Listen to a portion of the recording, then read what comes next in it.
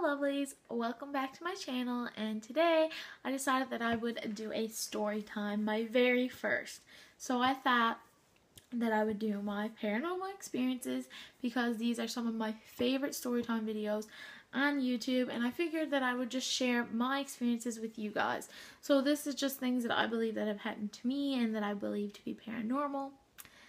So yeah, just a disclaimer though that if you don't believe this, or you're a skeptic, or you have a reason or a scientific explanation, please just leave it in the comments below. I just believe that these are what happened to me, and I had no explanation, and I believe that it was paranormal.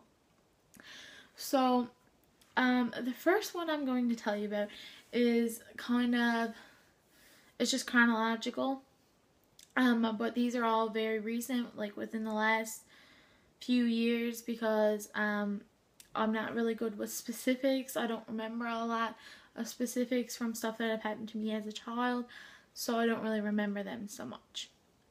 But so this one that I'm going to start off with was when I first started dating my boyfriend. So I was 16 and I'm 21 now, so 5 years ago. So I was staying at his house for the weekend. So I went there Thursday evening and I was staying till Sunday. Yes, Sunday. So I was staying Thursday to Sunday. And so in his bedroom, we just kind of, like, it was his bed on one wall, and it used to be 2 bedrooms, but it was now made into one big bedroom. So half of it was like dressers and a bed and whatnot, and the other half had like an entertainment center and a futon. So we used to watch movies and stuff and stay up kind of late. So this night, his sister, who was younger than me, but not much younger, like only a year, and his parents had gone to bed earlier than us, and we had stayed up till probably like 12, and we were watching TV and stuff. So anyways, we kind of clear up the night and go to bed and fall asleep. I guess I fell asleep pretty quickly. And I wake up to the sound of footsteps around 2 a.m. And I'm thinking, oh, like, it's just probably his sister or his parents. But then I realized that they had gone to bed before us, and that these footsteps were really light. Like, they sounded like children's footsteps. Honestly, they sounded like children's footsteps. So it couldn't be his sister and it couldn't be his parents, because neither, like, I'm not trying to be rude, I'm not being mean, but they're not small, petite people. They wouldn't make small footsteps. So it sounded like children's footsteps. And what I noticed is that it would happen every, like, it only happened twice that night, but it happened every night from that Thursday till that Sunday when I went home. Well, not Sunday night. I don't know if it happened Sunday night because I went home, but it happened Thursday night, Friday night, and Saturday night. So it would sound like little footsteps, and it would go up over the stairs, and it would either stop at our bedroom or his sister's bedroom. Like, you could tell when it would stop. And yeah, that went on each night, and it scared the crap out of me. And I remember the first night I woke up and I looked over to Dylan to see if he was awake, because, like, I was scared. And he was like, "You're awake?" And I was like, "Yeah." "Do you hear that?" He's like, "Yeah, I was hoping you wouldn't." And I was like, "What do you mean?" And he was like, "I've heard these before." And I was like, "Oh, that's nice." So I kind of just cuddled into him, and yeah, he said that he heard it all the time, like, since he was younger, because he lived in that house for a really long time. So he said that he heard them before. And I was, at first, I was kind of skeptic. I was like, maybe it's his dog, but his dog is kennelized at night and sleeps in a kennel, so it could not have been his dog. So, yeah, that scared the absolute shit out of me, and I didn't like sleeping there very much, and for the next couple of months, he started staying at my house more often. So, the second story I'm going to tell you about is in that same exact house, just a few years later, I guess. I'd say about 2 years, maybe not even. Yeah, maybe 2 years, because it was 2 years ago for me. So I'm going to say 2 years after that. Sorry, I had to sneeze.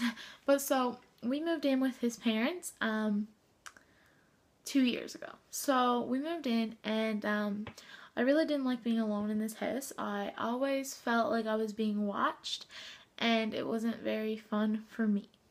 So, yeah, so we lived in there, and because I moved in, we needed extra space for my clothes and stuff, right? Like you would. So, we went and got, like, in their hallway, they used to have this wardrobe, and it was his great-great-grandmother's wardrobe, and it was still in the family, so we brought it in to the bedroom for me to use for my clothes. And so we'd put it in, and I had not put any of my stuff in yet because I was still moving stuff from my house to his house, so I hadn't been using it yet. So I go ahead and put it in the room, and it kind of just sat there, like there was nothing in it, so it couldn't, like, you know, it wasn't full or anything, it was completely empty. So though it was like we had it at the end of his bed, and then just a little ways like from the bed and the wardrobe we had two dressers, and then on the other side of the room, like I explained before, was a futon and an entertainment center. So this one night I had ran downstairs, and yeah, okay, well, sorry, let me backtrack a little bit. I always felt like I was being watched. It wasn't a comfortable place. You didn't want to be here, right? Like, it was uncomfortable. So I ran downstairs that night, and I went downstairs, and between the two rooms we had, like, where the old room divider, I guess, used to be, where the wall used to be, we had a little electric fireplace, because it was a wood-burning house, and it wasn't very warm there. So yeah, so we had this little fireplace there with a candle on top of it burning. So I ran downstairs, and on this night, the wardrobe, which was just kind of like this, and it had 3 drawers on this side with a little cubby, and it had a full cubby on this side. The full cubby door pops all the way open. Like, there's no way it could just, like, I can understand popping open, but it swings all the way open and blows the candle out. And scared the living crap out of my boyfriend. And I run upstairs, and he's like, you know, like, kind of paranoid face on him, and I'm like, what happened? He proceeds to tell me what happened. I'm like, well, that's kind of creepy. So anyways, I was like, but maybe, you know, whatever, just kind of blew it off, whatever. So the next couple of days, this door had popped open the full way again, and I knew now that it wasn't just like a coincidence. Something was going on. So I took this wardrobe and moved it out of our bedroom again and put it back out into the hallway, and it never pops open again. Never. So it was really creepy. I didn't like it. I didn't use it. And like, his mom used to make a joke saying how his granny lived in it, and I used to get pretty terrified of that. So another thing that happened in that house, I'm not so sure if it was while we were, yes, it was while we were living in it. So everyone was downstairs. It was only me and my fiance and his sister and his dad home. And my fiance and his dad were out in the back room, and me and his sister was in the living room. So the back room is just off the kitchen, and the kitchen and the living room is kind of open concept. So we were in the living room, and they were out in the back room because that's where they smoke. So we were there, and all of a sudden we hear a big bang. And I'm like, what? Like, what happened? You know, kind of scared, didn't know what to do. So we ran out, and we're like, did you guys hear that? They were like, yeah, we thought it were you. We thought it was you guys. And we're like, no, like, it wasn't us, and we thought it was you, but we heard it come up from upstairs, so we knew it wasn't you. So anyways, they go upstairs, and they go up to check because I was not doing it. And the guitar had fallen over. So they were like, whatever. But the weird thing about this was that the guitar was leaned up against a wall, and this was in our room again. So the guitar was on the wall like this. So this is the back of the guitar, and this is the front of the guitar. And it was leaned up like this, but it fell like that and smashed. And I mean, it was pretty, you know, back like this, and it fell and it smashed against. Did not like being in that house ever since. So, yeah. The next story I'm going to tell you happened while we were camping in our camper, which was on like a dam, and it was just like a piece of land, and it had a dam which was like to the pond that they used for the power source in the same town, because my boyfriend lived in a different town, so that was why I was staying at his house on the weekend. So anyways, we go to this camper, and we're camping for the weekend, and we wake up just before like the sun's coming up, so like close to when the sun's coming up, but it's still dark. And I mean, there's nobody around. There's like not like the closest cabin is like 5 kilometers away, or like even more. And there's no way like anyone could be right near us. You have to go up a big hill, like big dirt road to get where we were to. So there's no way anyone could be near us. And we wake up, and we hear a very dominant male voice outside. And like, it couldn't have been our family, it couldn't, like, there was no way there was anyone there. But we hear this voice. And it kind of like, I don't know, like, it was talking, but it was like very dominant, like mean. But I couldn't pick out what it was saying, but it was just using that kind of tone. So anyways, we were like, we just kind of blew it off. We're like, you know, like, whatever, like, I don't know, maybe someone is out there, but like, literally there was no way anyone could be. So anyways, we go to friends like a couple days later, and we're explaining this story to them, and they're telling us about the man in the mountain who wears a trench coat and goes around the mountain and is apparently like a demon or ghost or whatever, and say that people have heard him before and that that was the tone that they heard him in. So yeah, I didn't want to go camping ever again, really, to be honest. Not there anyways.